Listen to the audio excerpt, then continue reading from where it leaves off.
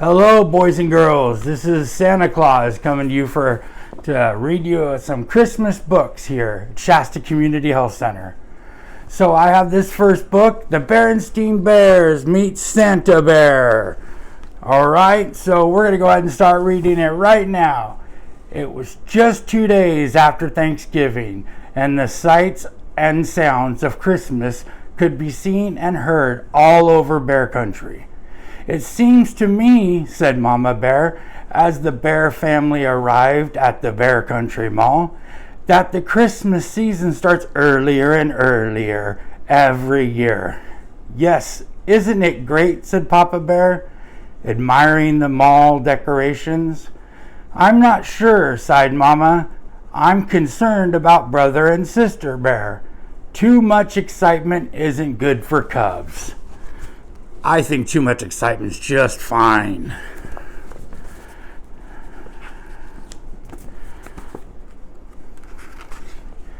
"No need to be concerned," said Papa Bear. "Brother and sister are good little cubs. I'm sure they'll be calm and sensible about the whole thing." Do you think they'll really be calm about it?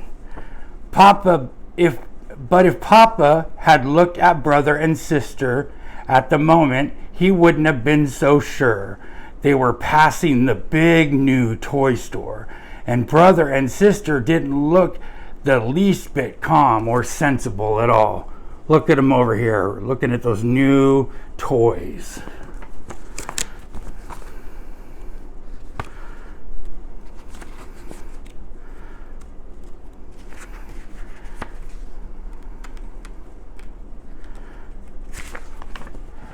They had just come from watching Saturday morning television, and there had been lots of commercials for the new Christmas toys. Sister wanted them all. And a bear hug teddy that hugged you back when you squeezed it, a ride-on pink pony, a clown face mobile kit, a giggly goo, a strange substance that you could make into all sorts of funny shapes. There had been some things that had excited Brother too, especially a remote-controlled robot that can stand on its head and a dinosaur molding kit. I would love to have a dinosaur molding kit.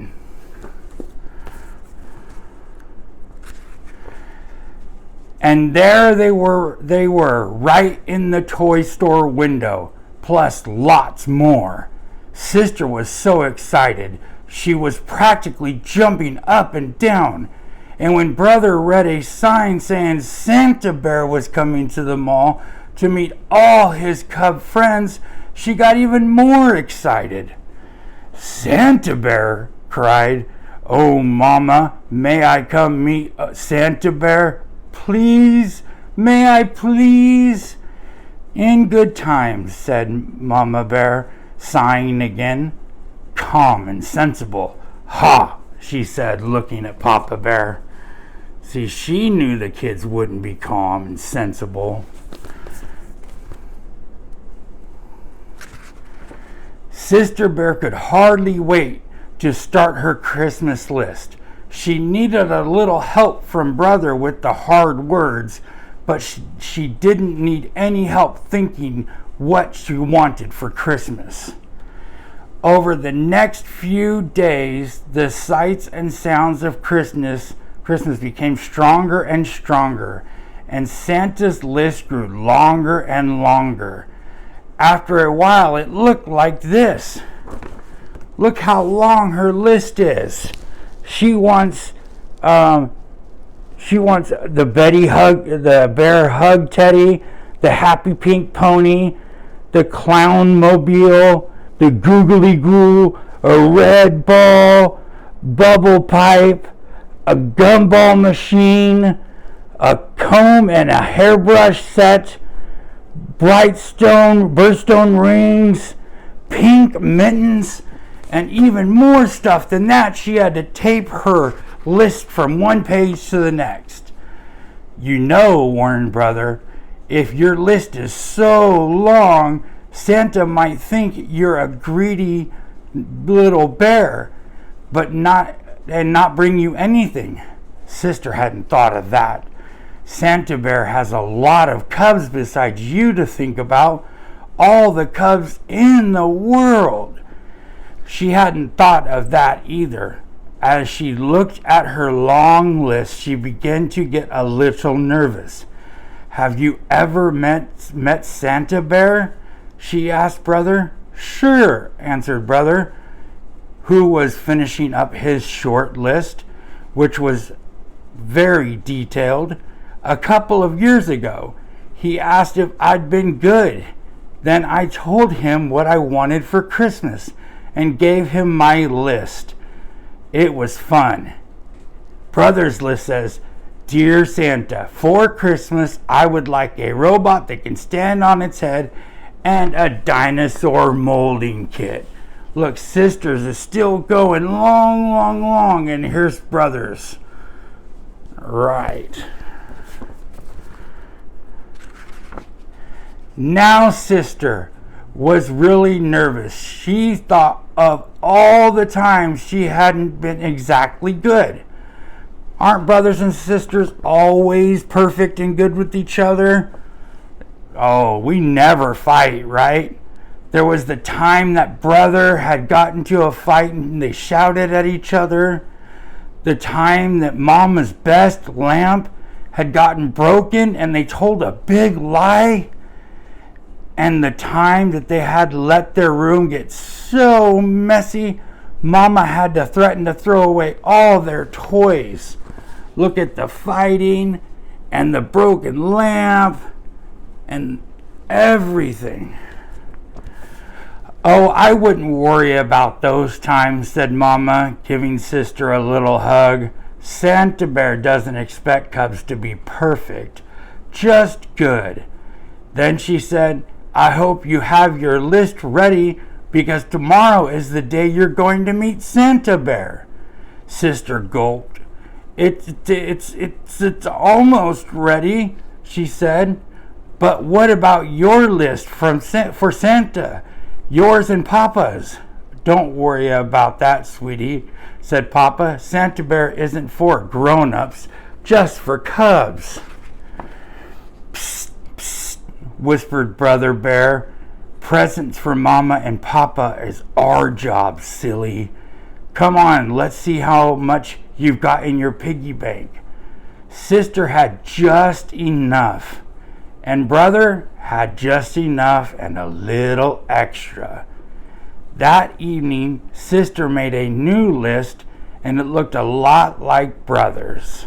So here's them counting their piggy banks. You guys know you do that. Count the piggy banks for Mom and Dad to get something for Christmas too. When they got to Santa Bear's little house in the mall the next day, there was a line. While Sister waited, she began to think about Santa and what a hard job he had. She wondered how he took care of all those cubs. She wondered where he got all those presents. She wondered then, before she could wonder another wonder, it was her turn. She was up on Santa Bear's big lap.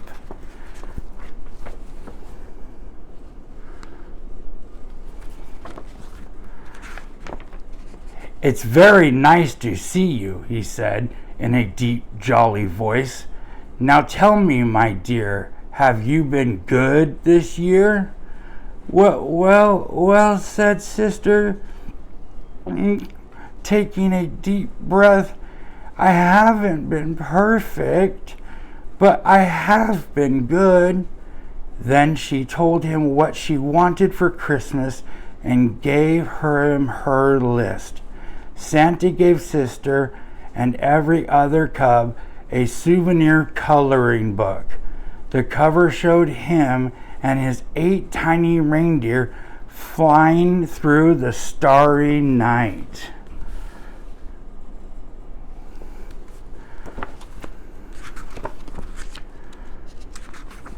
Sister's mind was so filled with the thoughts of Santa that she almost forgot about the special shopping she had to do. But Brother remembered. They found just the right present for Mama and Papa. Sister chose a fine new fur brush for Papa and a lovely new pincushion for Mama. Brother brought Mama a box of her favorite breakfast tea, and for Papa, a handy pocket calculator. "Look," said Sister, as they were leaving the mall, "another Santa." She was right. There, ringing a bell, was a rather skinny Santa with a scraggly beard. Besides him was a big iron pot that said, "Help the Needy." "That's one of Santa's many helpers," explained Papa.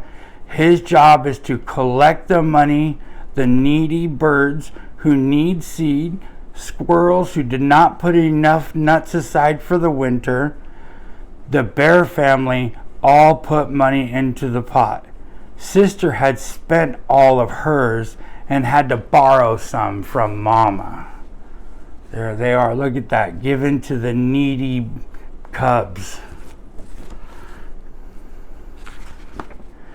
Finally, the days and weeks of preparation and waiting were over, and it was Christmas Eve. "You know something, Papa?" said Sister, as she helped hang the last holly wreath. "I've been thinking about Santa Bear, and what a hard job he has. How can he visit every cub in the world in just a single night? Where does he get all of those gifts? And besides, how can reindeer fly? And how can the sleigh land if it doesn't snow? And how can Santa come down our skinny chimney?" There they are with their house in the tree.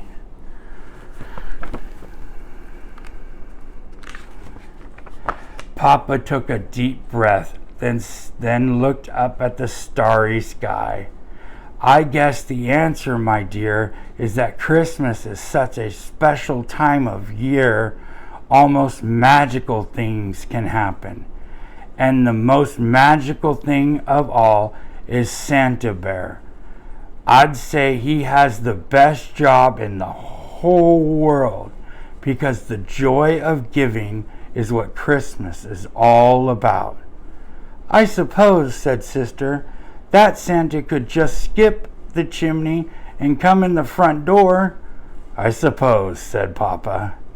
Then before she went in, she took one last look at the starry sky. But it had clouded over, and now instead of the stars, there were snowflakes, thousands and thousands of small, silent snowflakes. "Well," she thought, "at least they'll help with the sleigh."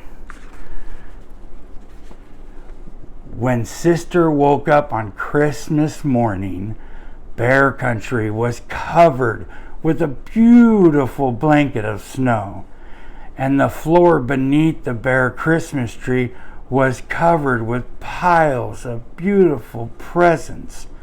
What fun and excitement! What shouting! Look at that. Look at their Christmas tree with their presents. Then, when the excitement and shouting were over, the cubs watched Mama and Papa open their presents. "What lovely, thoughtful gifts," said Mama. "Just what I wanted," said Papa.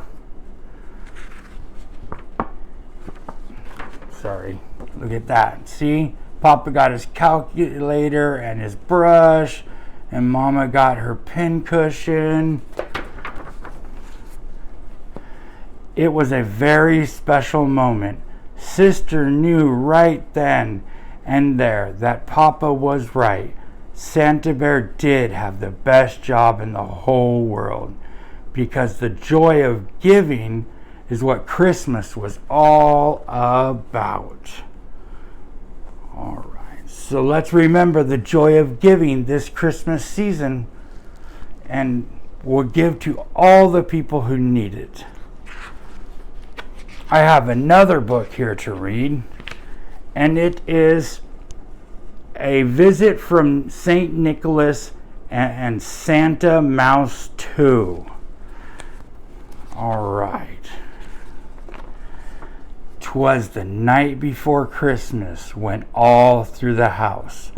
Not a creature was stirring except for a mouse.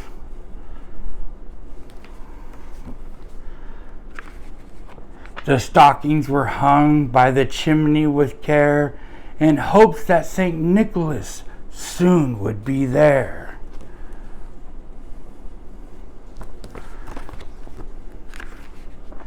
The children were nestled all snug in their beds, while visions of sugar plums danced in their heads.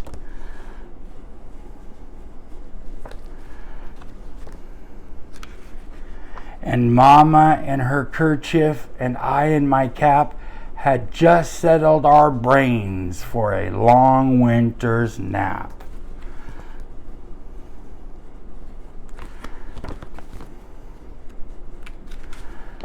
When out on the lawn there arose such a clatter, I sprang from my bed to see what was the matter. Away to the window I flew like a flash, tore open the shutters and threw up the sash.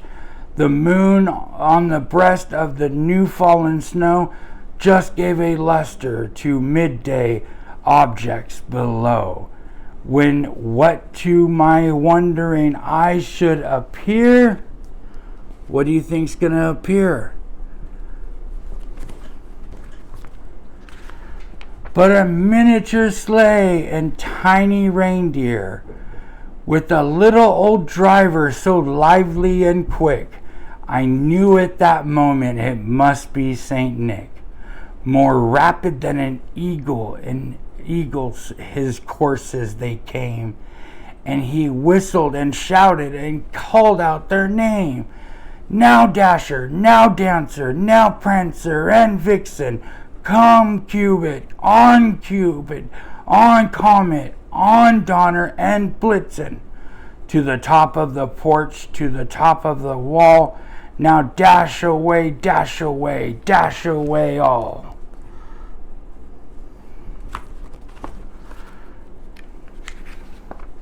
And dry leaves before the wild hurricane fly, when they meet with the obstacle mount up to the sky. So up to the housetops the coursers they flew, with a sleigh full of toys, and St. Nicholas too.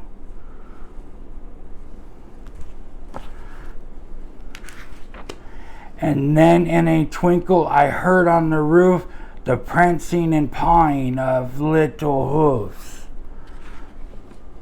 As I drew my head and was turning around, down the chimney St. Nicholas came abound.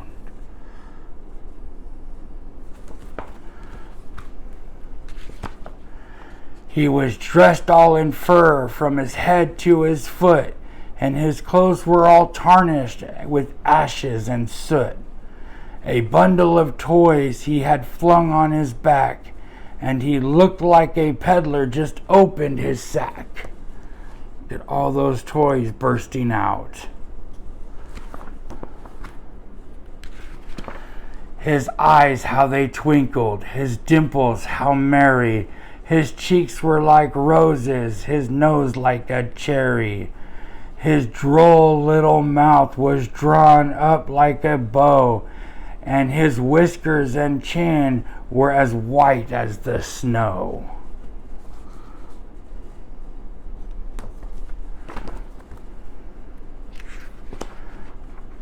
He was chubby and plump, a right jolly old elf, and I laughed when I saw him in spite of myself. A wink in his eye and a twist in his head soon gave me to know I had nothing to dread. Santa wasn't going to hurt that mouse, was he? He spoke not a word, but went straight to his work, and filled all the stockings, then turned with a jerk, and laying his finger aside his nose, and giving a nod, up the chimney he rose.